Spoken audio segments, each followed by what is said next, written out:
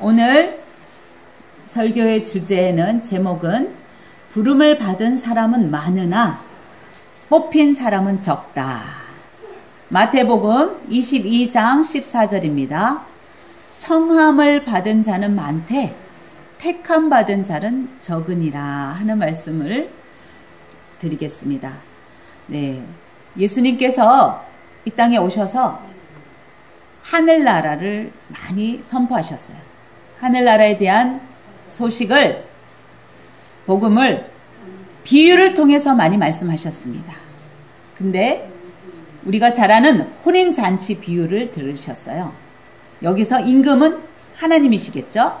임금이 많은 사람들을 혼인잔치에 초청했습니다. 굉장히 귀한 자리입니다. 임금의 아들, 황태자가 지금 결혼식을 하는 겁니다. 아무나 초청받을 수 없는 자리입니다. 가고 싶다고 갈 수 있는 자리가 아닙니다.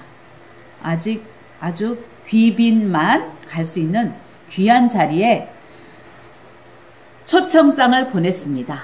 초대받은 사람들이 있습니다. 특별히 백성들 중에서 가장 신뢰할 만한 임금하고 친분이 있는 친척이거나 고위 관직에 있는 지위가 높은 사람들이거나 또 외국의 인사이거나 외국 대통령이라든지 어떤 사절단이라든지 또 굉장히 중요한 사람만 이곳에 초대를 받았습니다. 가고 싶어도 갈 수 없는 자리, 그런 곳입니다. 그런데요, 문제는 지금 모든 상이 차려졌어요. 지금 음식을 막 먹을 수 있는 상이 차려졌고 또 소, 염소 이런 거 잡아서 고기들을 이렇게 내어놓았어요. 지금 먹어야 되는데 손님들이, 초대받은 사람들이 오지를 않는 거예요. 오지를 않으니까 하인들에게 가서 빨리 오라고, 지금 음식이 식겠다고, 지금 음식이 식기 전에 어서 와서 드시라고 종들을 내보냈습니다. 초청장을 보냈던 사람들한테 이 하인들을 보냈는데 초대장을 받았던 사람들이 거들떠보지도 않는 거예요. 올 생각은커녕 이 하인들을 쳐다보지도 않는 거예요. 그리고 말을 합니다. 핑계를 댑니다. 못 가겠다고 이유를 대는데 그 이유가 무엇인가요? 어떤 사람은 밭에 가야 된다. 자기 농장에 가야 된다. 밭에 가야 되기 때문에 내가 혼인잔치에 갈 수 없다고 합니다. 이 밭은 무엇일까요? 나의 생계입니다. 내가 먹고 살기 위해 주어진 이 밭에서 일을 해야 되기 때문에 나의 먹고 사는 일 때문에 내가 갈 수 없다. 혼인잔치에 갈 수 없다고 말합니다. 또 한 사람은 상업차 가야 된대요. 장사하러 가야 된대요. 장사하러 간다는 것은 돈을 벌려고 간다는 거예요. 네, 어느 정도 먹고 사는 거는 해결이 됐는데 더 돈을 많이 벌어서 윤택한 삶을 살고자, 네, 잘 살고 싶은 거예요. 남보다 더 부유한 삶을 살고 싶어서 장사하러 가겠대요. 남보다 좋은 집, 남보다 좋은 차, 이러한 윤택한 여유 생활을 하기 위해서 돈을 벌어야 되니까 나는 혼인잔치에 갈 수 없다, 이렇게 말해요.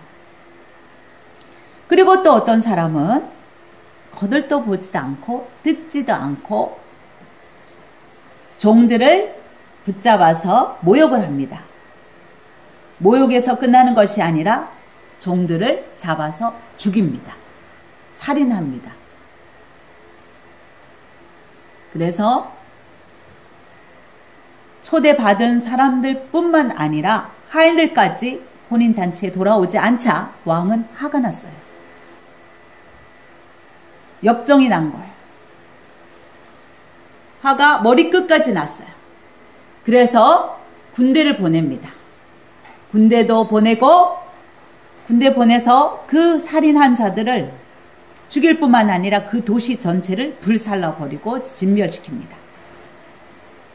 그러면서 하인들에게 이 잔치는 벌어졌으니 잔치에 와서 먹을 사람들을 너희들은 가서 큰 길이나 내거리 또는 저작거리 시장통에 가서 아무나 거지든 누구든 보는 대로 사람들을 데리고 오라고 합니다.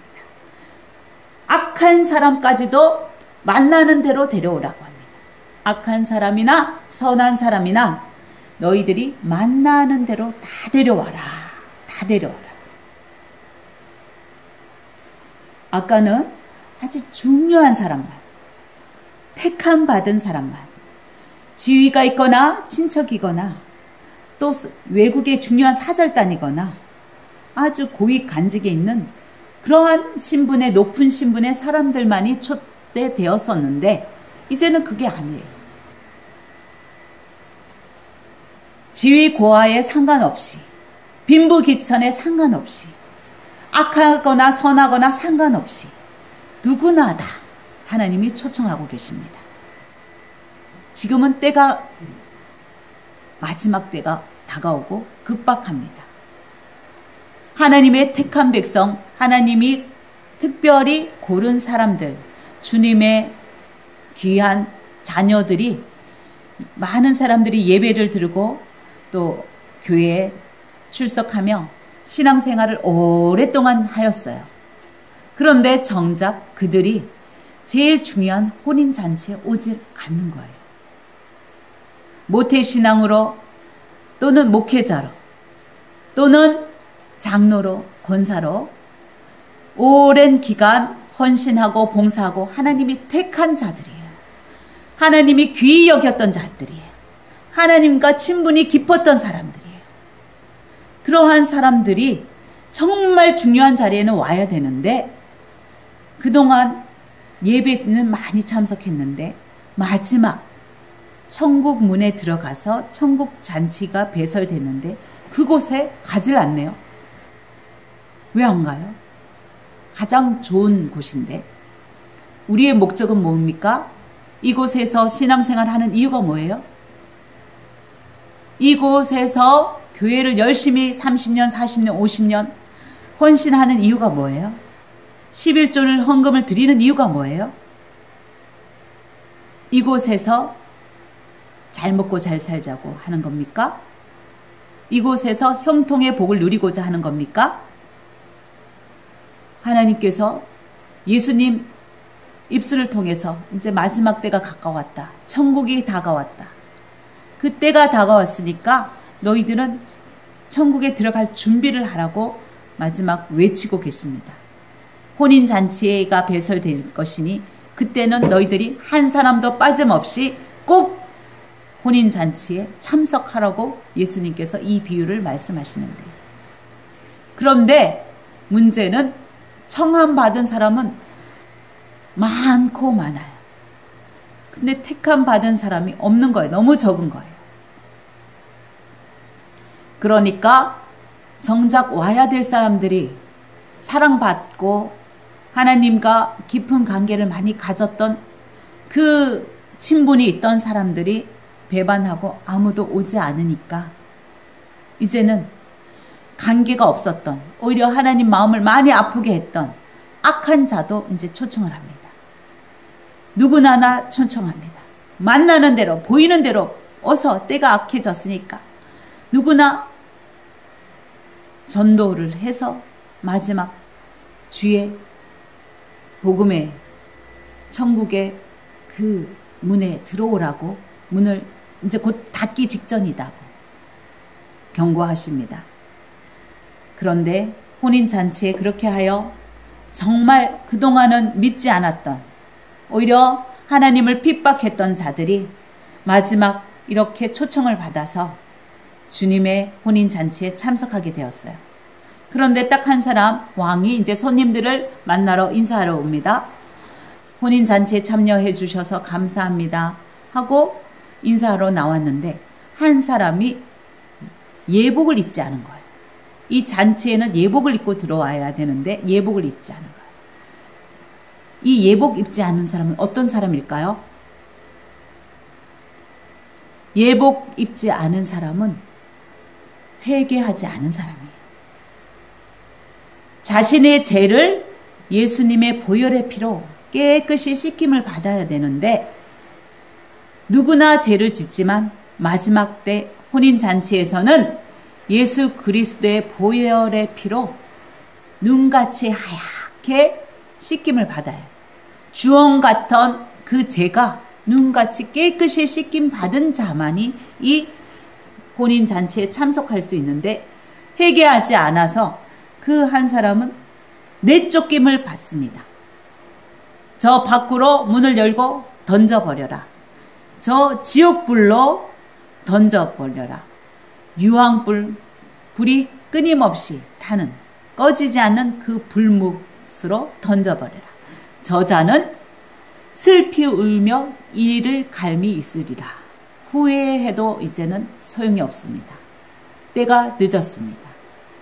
마지막 때가 닫히기 전에, 그 구원의 문이 닫히기 전에 우리는 그 혼인잔치에 들어가야 되고, 들어갈 뿐만 아니라 예복을 갖추어 입어야 됩니다. 그 예복은 예수 그리스도입니다. 예수 그리스도의 보혈의 피로 씻김을 받고 구원을 받아야만 우리가 영생의 길에 들어가는 겁니다.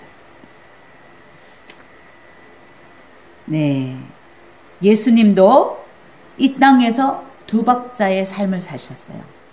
첫째는 기도에, 둘째는 가는 곳마다 말씀을 선포하면서 전도를 했습니다. 두 가지를 하셨어요. 그분의 삶은 끊임없이 기도하고 전도하고, 기도하고 말씀 선포하고 가르치면서, 물론 그곳에 말씀을 들으러 온 사람들이 병자도 많았어요. 귀신 들린 사람들도 많았어요. 자유가 없이 사슬에 묶인 억압받는 자들도 많았어요. 그 모든 자들을 예수님께서는 그들을 고쳐주셨어요. 귀신을 쫓아내주시고 자유함을 주셨어요. 사슬을 풀어주셨어요. 결국 예수님께서 이곳에서 하신 일은 기도와 전도인데요.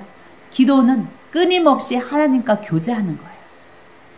하늘 아버지, 성부 아버지 하나님과의 교제를 쉬지 않았고, 또 전도는 마가복음 2장 38절에 나는 이 일을 위하여 이곳에 왔다 그래요. 전도를 위하여, 이 일을 위해서 이 땅에 왔다 그래요. 모든 사람을 초청하기 위해서 이곳에 오신 겁니다. 아까 왕의 혼인잔치는 천국입니다. 하인들을 보냈습니다. 그 하인은 예수 그리스도입니다. 그런데 예수 그리스도의 이 복음을 사람들이 귀를 기울이지 않는 거예요. 무엇 때문에 귀를 기울이지 않는 거예요? 첫째는 생계 때문에, 둘째는 돈 벌고 잘 먹고 잘 살겠다. 어떤 사람은 아예 예수 그리스도를 못 박아 죽입니다. 모욕에서 끝나는 것이 아니라 십자가에 못 박혀 살인합니다.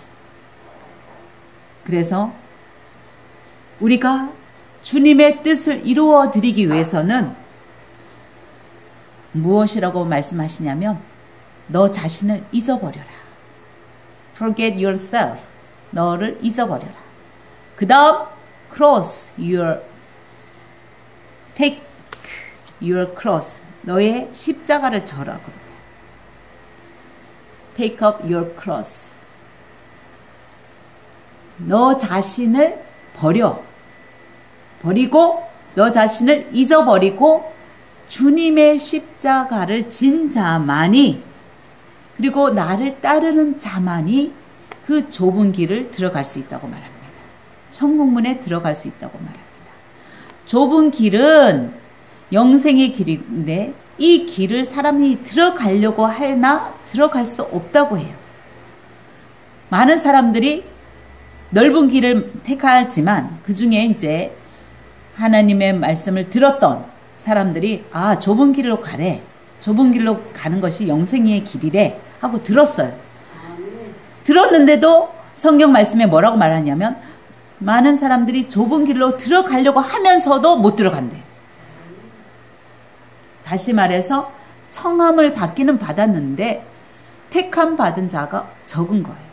여기서 청함 받은 사람은 안 믿는 사람을 말하는 거 아니에요. 믿는 자들이. 택함을 받은 자들이에요.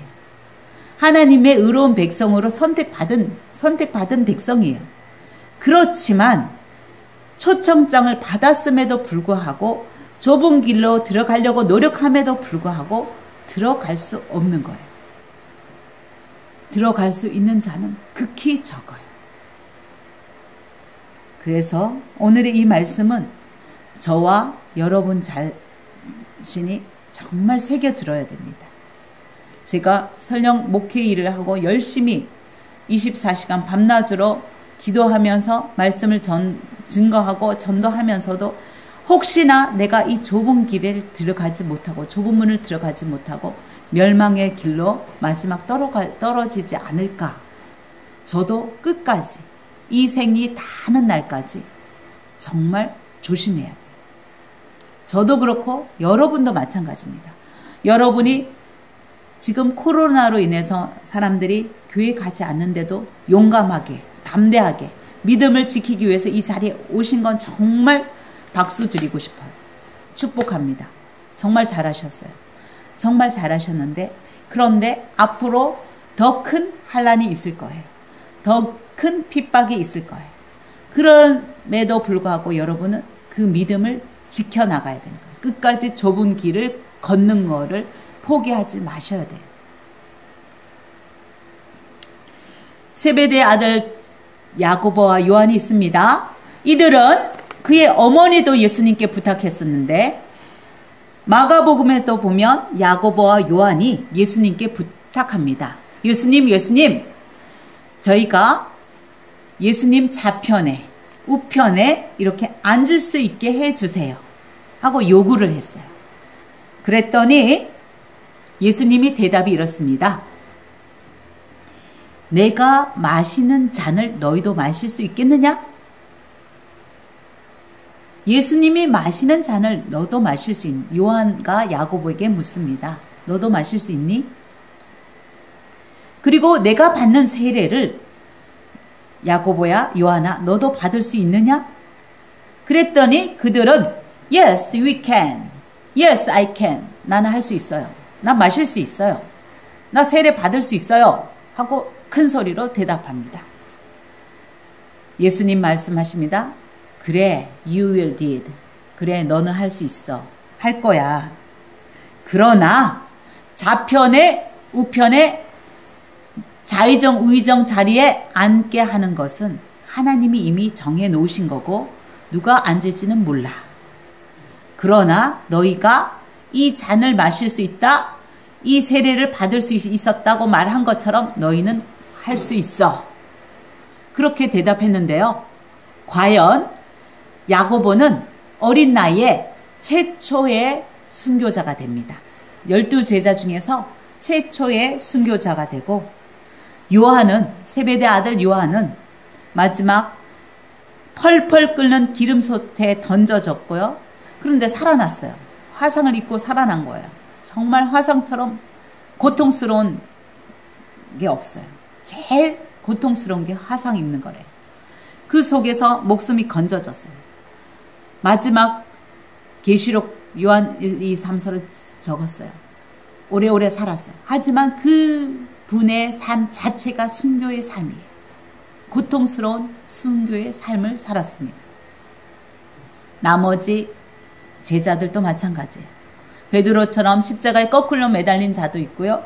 바돌로메처럼 산채로 산 가죽이 벗겨졌어요.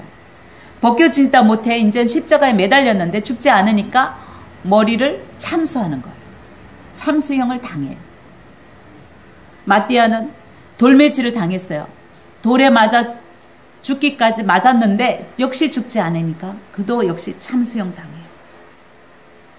마태는 어떻게 했냐면 삼지창이 있어요.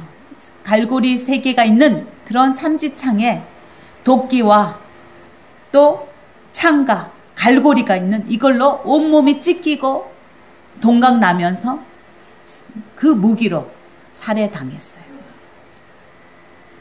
시몬은 거꾸로 전도하다가 거꾸로 매달린 채 톱으로 온몸이 잘려서 죽었어요. 다데오도 전도하다가 십자가형에 달려서 죽었고요. 안드레는 수직으로 X자 달린 그러한 십자가에 달려서 죽었어요. 또 다른 야고보 역시 돌 맞아 죽었으나 죽지 않자 톱에 켜이고요. 이렇게 많은 12명의 제자들이 어느 한 명 편하게 죽은 사람이 한 명도 없어요. 순교를 당하는데 정말 힘들게 고통스럽게 순교를 당하는 거예요. 마치 스테반이 돌에 맞아 죽으면서 저 하늘 보좌에 앉으신 예수님이 벌떡 일어서서 두 팔 벌리고 맞이하는 그 모습을 보면서 환희의 기쁨에 찬 그 환한 얼굴로 모든 육체의 고통을 잊어버린 양 환하게 기쁨으로 죽음을 맞이했던 것처럼 어떻게 보면 12명의 제자들도 그 고통을 당하는 그 순교의 마지막 때를 저 천국에 배설된 그 혼인잔치를 생각하며 그 영생의 천국 잔치를 생각하며 어떻게 보면 이 육체의 고통을 견디기 어려운 그 고통을 인내하고 참았는지 모르겠습니다. 기쁨으로 감사함으로 견뎌냈는지 모르겠어요. 마치 바울과 실라가 돌에 맞고 채찍에 맞고도 감옥에서 그 밤에 찬양하며 감사하며 기쁨으로 예배 드렸던 것처럼 그렇습니다. 예수님께서 우리에게 요구하는 것은 정말 그 수준이 너무 높아요. 아무나 할 수가 없어요. 예수님을 따르래요. 이 예수님을 따르는 삶은 십자가의 처형을 받는 삶이거든요. 그 잔을 마실 수 있냐? 그 세례를 내가 받은 세례를 받을 수 있냐? 이거는 이 어떻게 보면 이 제자 12명과 같은 그 순교의 삶을 각오해야 될지도 몰라요. 교회 다니는 많은 분들이 정말 잘 먹고 잘 살기 위해서 마치 불교에서 불공을 많이 드리면 잘 먹고 잘 사는 또 무당을 집에 찾아가는 것도 형통의 복, 세상의 지위와 그런 걸 이 땅에서의 지상 복락을 누리기 위해서 그러한 종교를 갖는데 기독교는 아니에요. 이 땅에서 잘 먹고 잘 사는 거에서 끝나는 것이 아닙니다. 물론 하나님께서는 하나님의 말씀을 잘 계명을 잘 지키고 우상 숭배하지 않고 하면 하나님이 명예와 장수와 지위와 이 땅에서 형통의 복도 허락을 하셔요. 우리가 지금 열왕기 상하를 많은 왕들을 보았는데 그 많은 왕들이 하나님의 말씀을 지키고 행할 때 하나님이 그 나라를 평화롭게 해요. 이웃 나라에서 전쟁 쳐들어오지 못하고 오히려 조공을 바치게끔 했고 평화를 주시고 부귀를 주시고 영광이 그게 달하도록 하나님이 해주신다고 했어요. 실제로 그 왕들을 보면 요사밧이라든지 아사왕이라든지 히스기야라든지 우시야라든지 요아스라든지 이런 여러 왕들을 보면 그들이 하나님 앞에서 잘 섬겼을 때 임금 한 사람이 하나님을 잘 섬기니까 나라가 태평천하가 돼요. 나라가 잘 살아요. 나라가 평화로워. 근데 임금 한 사람이 하나님을 잘 섬기지 아니하고 우상 숭배하고 죄를 지었을 때 그 임금님 한 사람으로 인해서 나라의 온 백성이 같이 죄를 범하는 거예요. 그래서 하나님은 진노하시고 전쟁을 일으키시고 전염병을 주시고 여러 가지 지진과 여러 가지 벌을 하시는 것을 볼 수 있습니다. 그러나 그런 악독한 왕도 회개할 때 하나님은 또 기회를 주시고 용서하시는 걸 볼 수 있어요. 우리가 마지막 때에 이 좁은 길을 끝까지 걸어가야 되는데요. 좁은 문을 반드시 들어가야 돼요. 이거는 우리는 필사적으로 들어가야 돼요. 절대로 들어가야 되는 곳이에요. 노력하다가 안 되네? 안 됩니다. 포기하면 안 돼요. 반드시 들어가야 할 문이 좁은 문이에요. 그래서 너희들은 너희 육체만 죽이는 자를 두려워하지 마라. 사단이죠. 사단 마귀는 우리 육체를 죽이려고 해요. 자살하게 해요. 우울증에 빠져서 높은 건물에서 뛰어내리게 해요. 차에 불에 뛰어들게 합니다. 하지만 하나님은 이렇게 죽은 이후에 너희를 지옥에 던져 넣을 권세를 갖고 있는, 그래서 너희가 반드시 정말 두려워해야 될 분은 하나님이라는 거예요. 참으로 두려워해야 될 거는 사탄 마귀가 아니라 세상이 아니라 하나님이라는 거예요. 하나님이 두려워할 줄 알아야 된다. 그래서 우리가 제자된 우리는, 우리의 삶은 그럼 고통인가요? 고행인가요? 아니에요. 누가복음 11장 28절에 너희의 정말 행복은 언제 오느냐? 하나님의 말씀을 들어라. 그리고 순종해라. 그때 너희의 참 행복이 찾아온다라는 거예요. 그렇습니다. 예수님도 기도와 전도의 삶을 산 것처럼 우리가 하나님의 말씀을 들으려면 이렇게 기도해야 돼요. 하나님과 끊임없는 교제를 하며 기도하고 말씀을 들어야 돼요. 그런 다음 그 말씀을 들었으면 듣는 거에서 끝나지 않고 행동으로 옮겨야 되는 거예요. 전도해야 되는 거예요. 행동이 없으면 믿음은 없는 겁니다. 마치 태엽시계가 톱니바퀴가 돌아야 바늘이 돌아가듯이, 째깍 돌아가듯이 톱니바퀴 없으면 바늘 돌아갈 수 없어요. 마치 톱니바퀴와 이 바늘과의 관계처럼 행동과 믿음은 같은 거예요. 행동이 있어야 믿음이 있는 거예요. 그래서 들은 말씀을 행동으로 옮기고 순종하는 자는 뭐와 같냐면 홍수가 나서 물살이 들이쳐도 끄떡하지 않는 집과 같다 그랬어요.